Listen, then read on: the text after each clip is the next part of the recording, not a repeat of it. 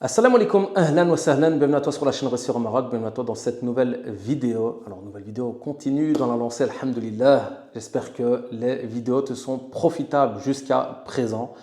De l'indépendance au Maroc, accompagnement en ligne par Réussir au Maroc, Thomas Abdesalam, ton frère Thomas Abdesalam, consultant, marketing business depuis plusieurs années. Je t'accompagne de ton indépendance vers le Maroc, acquérir ton indépendance maintenant pour ensuite te diriger vers le Maroc, chose que j'ai fait il y a plusieurs années, alhamdulillah, d'ici, il y a plusieurs années d'ici, alhamdulillah, par la grâce d'Allah subhanahu wa ta'ala. Allah Azza wa Jalla m'a facilité, je perds un peu mes mots parce que j'ai beaucoup transmis machallah, d'informations à travers ces vidéos, j'ai enchaîné, tu auras compris que j'ai fait une série et alhamdulillah, aujourd'hui je vais continuer à te parler des challenges, d'accord, de l'indépendant avant que tu t'embarques dans ce plan d'accompagnement parce que c'est important. Et à nouveau, je n'ai pas été regardé sur Google, je n'ai pas été regardé sur ChatGPT parce que Google maintenant c'est fini, ChatGPT l'a devancé. Je te parle de la réalité du terrain, je te parle de ma réalité, de mes challenges, de ce que je vis tous les jours. Un challenge, alhamdulillah pour ma part, je n'ai pas été trop éprouvé par ce challenge-là, mais je sais qu'il y a des personnes qui peuvent se retrouver dans cette galère-là et j'ai déjà été en contact avec ces personnes-là, surtout dans la prestation de services et surtout par rapport au fait qu'aujourd'hui, ça s'est vulgarisé. Ça veut dire qu'aujourd'hui, le fait de lancer une activité en ligne, je suis loin d'être le premier qui t'en parle. Ça fait des années qu'on parle de lancer une activité sur le web. Mais tu vas voir où je vais t'apporter justement une plus-value. Donc, ce n'est pas nouveau, ce modèle d'activité. Mais ce que beaucoup ne te disent pas, c'est comment gagner de l'argent, attirer des clients et vendre sur le web. D'accord ? Aujourd'hui, lancer une activité sur le web, ce n'est pas ce qu'il y a de plus difficile. Ce n'est pas du tout ce qu'il y a de plus difficile. On est quand même dans une ère où il y a des gens qui créent des pages Instagram ou Facebook ou TikTok ou n'importe quoi, ou une chaîne YouTube ou n'importe quoi, et du jour au lendemain, le type c'est devenu je ne sais pas qui, ou la fille c'est devenue je ne sais pas qui. D'accord ? On est dans une ère qui repose comme ça beaucoup sur la forme, bien plus que sur le fond. Donc, est-ce qu'on a affaire qu'à des spécialistes et des experts et qu'Allah subhanahu wa ta'ala me permette d'être quelqu'un de sincère et quelqu'un qui partage des conseils utiles et non pas juste du vent, d'accord ? Mais clairement, on est dans cette ère-là. Donc, lancer une activité aujourd'hui sur le web, ce n'est pas du tout quelque chose d'extrêmement difficile ou de compliqué. Trouver un domaine d'expertise, ça fait partie de lancer l'activité, ça devient déjà un peu plus challengeant. Donc, effectivement, il faut que tu trouves quelque chose qui te plaît, quelque chose qui te convient, quelque chose dans lequel tu as envie de te spécialiser, de te développer. Et puis quelque chose où il y a aussi quelque chose à faire, où il y a encore une part de marché à prendre. D'accord ? On parle de marché de niche. En marketing, c'est connu, je pense que tu connais aussi, le marché de niche, c'est le fait de te spécialiser dans un domaine d'un point de vue de ta spécialité, donc de ta spécialisation, de ton expertise, mais aussi d'un point de vue de ta clientèle et de plusieurs points de vue. Donc, il y a possibilité aujourd'hui de mettre en place une activité de niche. C'est un modèle intéressant. On en parle dans le programme d'accompagnement de l'indépendance au Maroc. Donc ça, on va dire, c'est le deuxième point sur lequel il va falloir travailler. Trouver une voie, un domaine, parce qu'aujourd'hui, quand on parle même de marketing digital, c'est extrêmement vaste et vague. D'accord ? Il y a beaucoup de domaines de compétences différents et ça évolue. Moi, ce que j'ai connu quand je me suis lancé, aujourd'hui, ben, c'est plus du tout, c'est pas que c'est plus du tout d'actualité. Il y a toujours des gens qui ont besoin de sites internet, etc.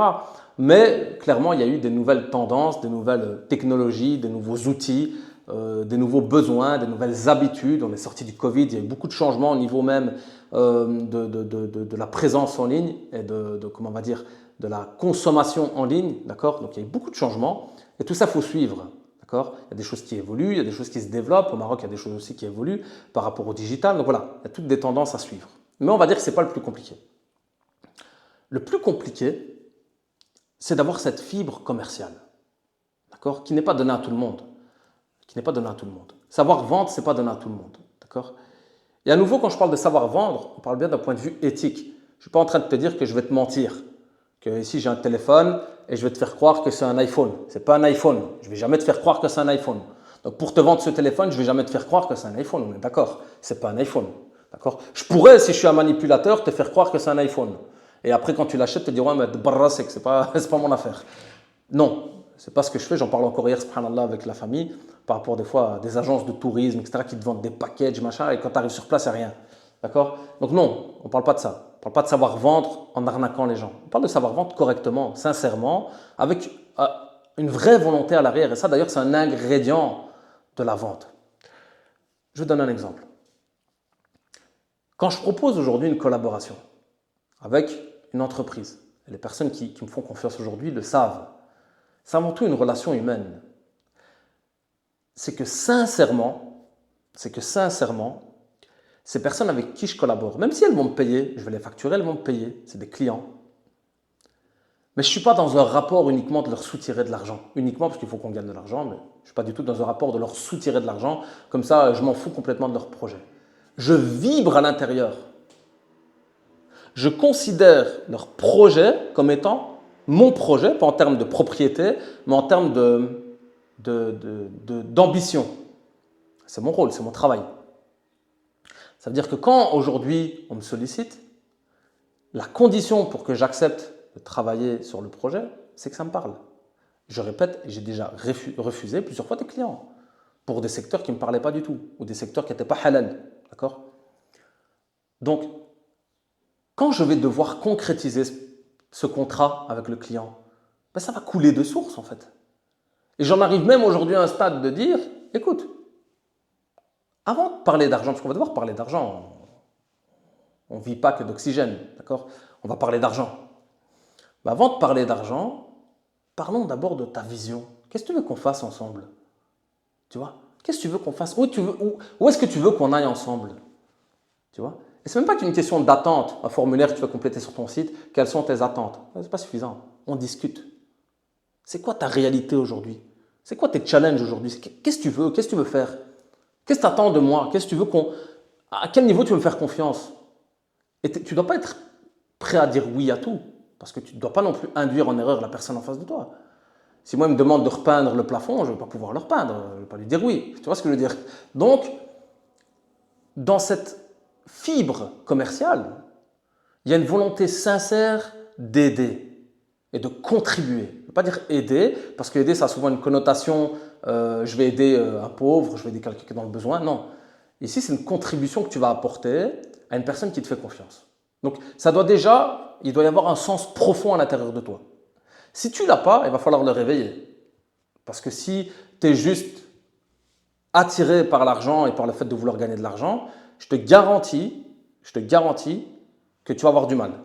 Je ne dis pas que ce sera impossible, tu pourras trouver des projets purement commerciaux, mais tu vas avoir du mal. Il faut que tu donnes du sens à ce que tu apportes au monde et aux personnes qui te font confiance.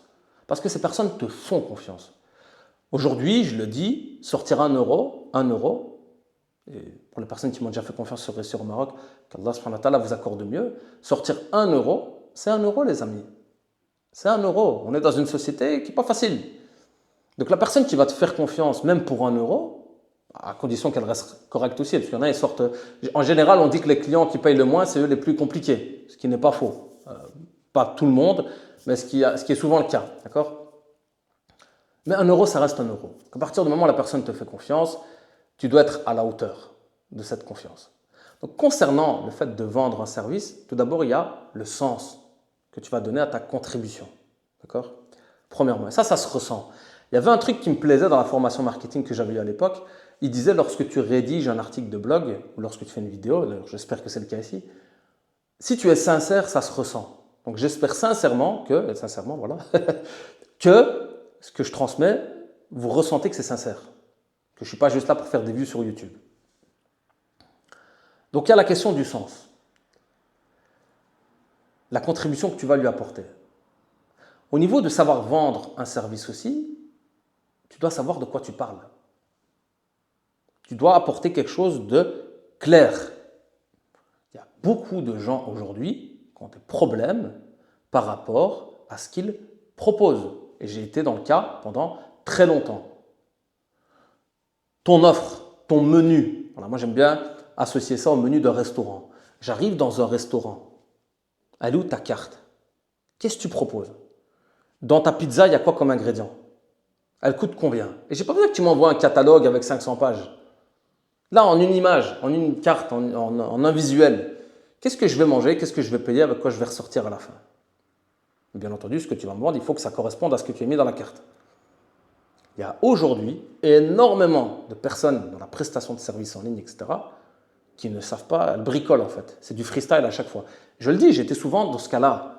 En fait, je m'adaptais un petit peu à la personne, machin, etc. J'ai dû me gratter la tête pour clarifier mes offres. Avec Réussir au Maroc, c'est pareil. C'était bien beau, le Maroc, machin, l'engouement, mais qu'est-ce que tu proposes concrètement, mon ami? Et d'ailleurs, petit message aux personnes qui veulent faire un travail similaire, revoyez vos offres. Franchement, si c'est pour faire du copier-coller de ce que les autres font, il n'y a pas de plus-value. Même sur le plan personnel, c'est pas terrible, quoi. Je veux dire, tu es là, tu regardes, ah ouais, il a fait ça, je vais faire la même chose. Non, tu as quelque chose d'intéressant à apporter. Je suis sûr que chacun il a son histoire, chacun il a quelque chose à apporter à l'autre. Donc je suis sûr que toi, dans ton domaine, même si tu évolues aussi dans l'accompagnement sur le Maroc, par exemple, sur les projets au Maroc, je suis sûr que tu as quelque chose de particulier à apporter aux gens. Cherche-le, ce truc-là. Tu vois, et propose-le de façon concrète. Clarifier ton offre. Chose qui pose beaucoup de problèmes. Être réaliste.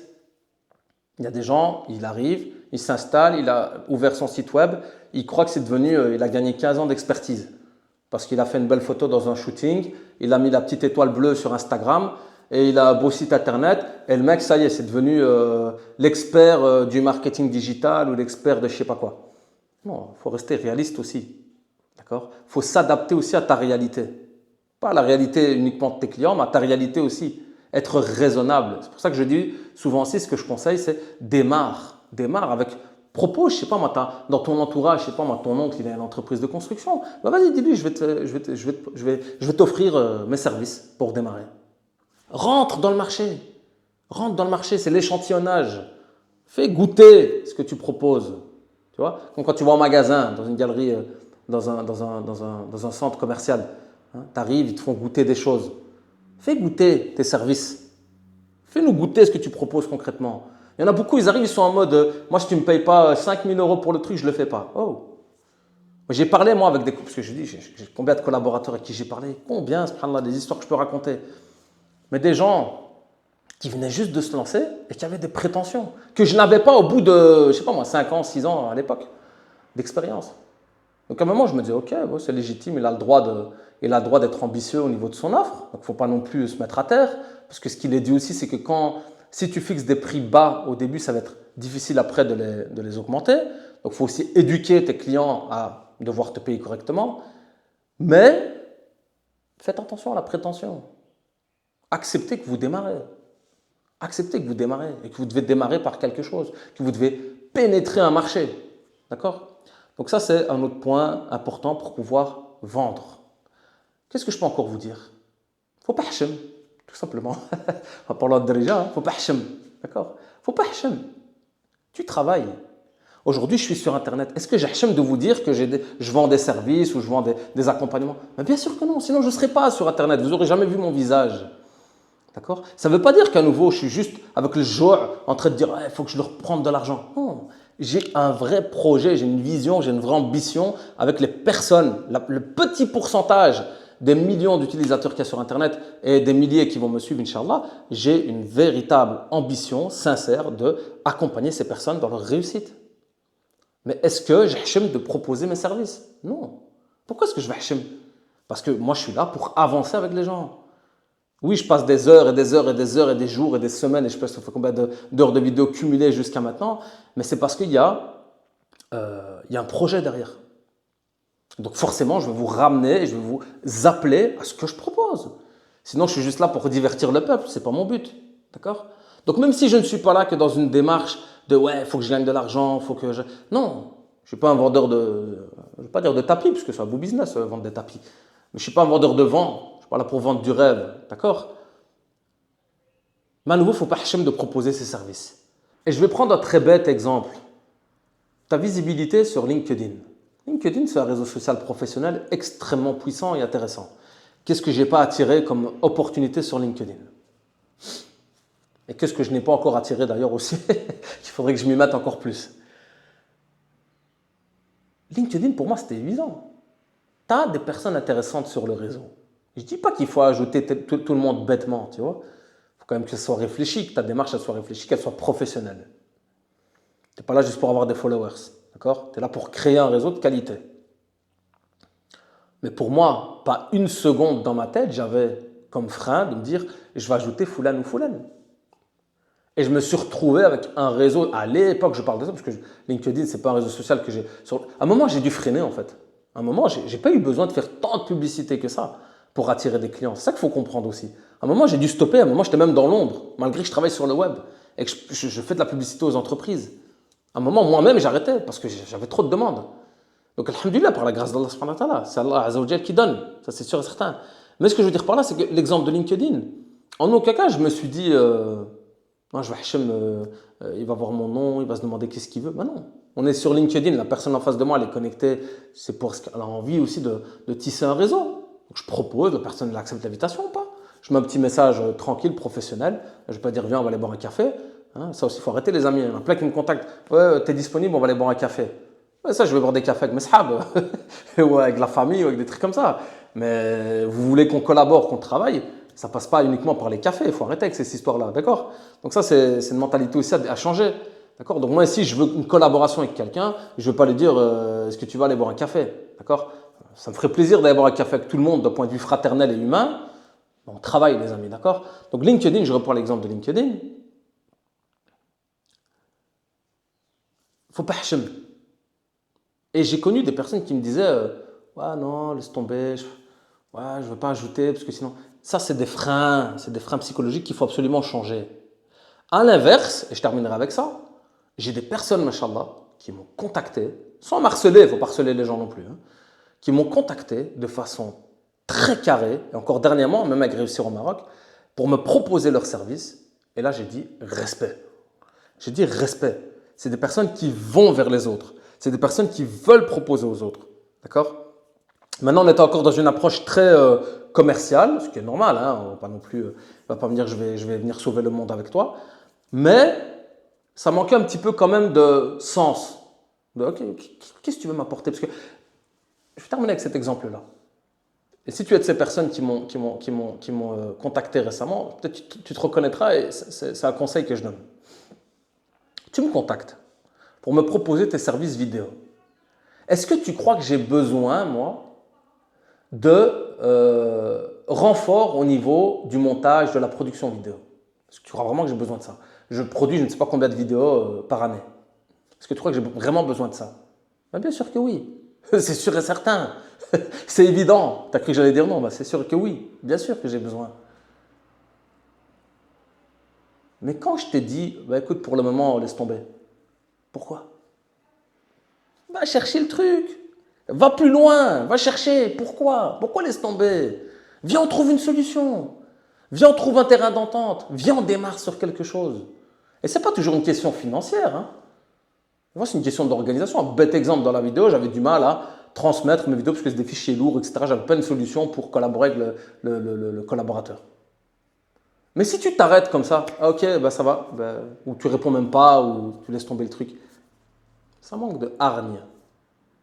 Ça manque de, tu vois, de détermination. Et en fait, je me dis, bah, en fait, la personne, elle m'a fait une proposition, je pense que c'est un copier-coller qu'elle a envoyé à beaucoup de monde, mais elle n'a pas une véritable envie de travailler avec moi.